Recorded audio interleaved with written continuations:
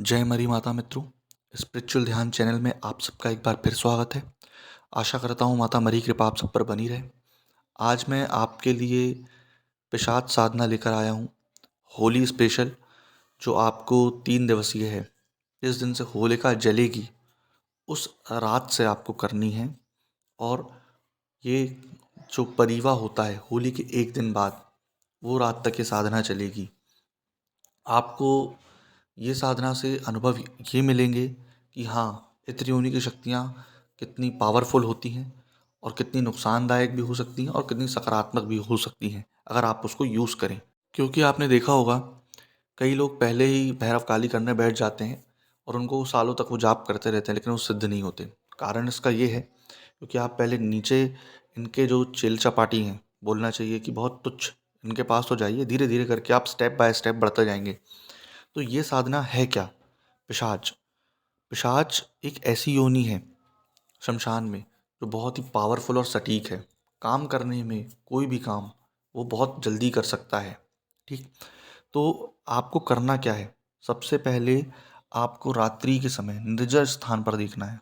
निर्जन स्थान पर वट का पेड़ देखना है, बरगद का बोलते हैं जिसको। उसके नीचे बैठ करके आपको मंत्र दिया जाएगा। पर डे आपको सिर्फ और सिर्फ 8,000 बार उसको जपना है। ठीक, साधना काल जो होगा आपका रात्रि 9 के बाद होगा। ठीक, 8,000 मंत्र अगर आप कर सकते हैं तो बहुत 2 से 3 घंटे में हो सकते हैं।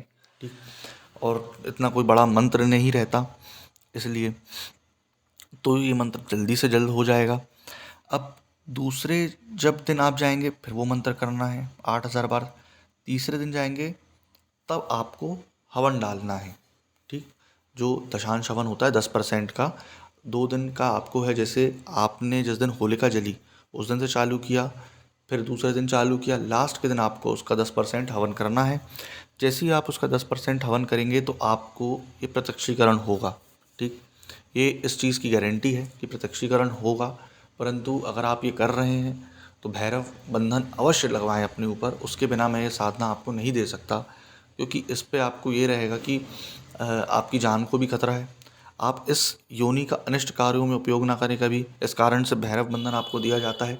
आप सिर्फ एक साधना में ज्ञान मार्ग से, एक इच्छुक मार्ग से बढ़ने के लिए सीखें, इस कारण से आपको दिया जाता है। तो उसमें आपको बताया जाएगा कि कपड़े कैसे रहेंगे, आसन कैसा रहेगा, और उसके बाद माला कैसी रहेगी, दिया कौन से तेल का लगेगा, कितने दिए लगेंगे, भोग क्या रहेगा, ये सारी चीज़ आपको बताई जाएगी।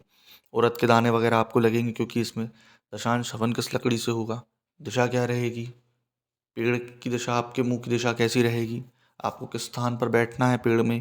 तो ये सारी चीज़ें आपको इन्फॉर्मेशन दी जाएगी।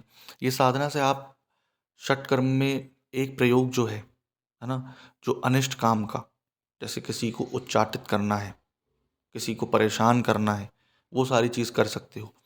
तो इसका प्रयोग जैसे है कि अब हाँ, आपको कोई बहुत ज़्यादा तंग कर रहा है, ज़मीनी मामलात हैं, वो छोड़ नहीं रहा है, तो उसके लिए आप कर सकते हो। ठीक, तो मैं उसको प्रयोग बताऊंगा फिर कि उसकी प्रयोग विधि, प्रयोग में कैसे लाना है। तो वो सारी चीज़ें हो जाएंगी आपके लिए, अच्छी सुलभ रहेंगी। तो इससे प्रसन्न होकर जब वो सामने आता है तो आपको डरना नहीं है।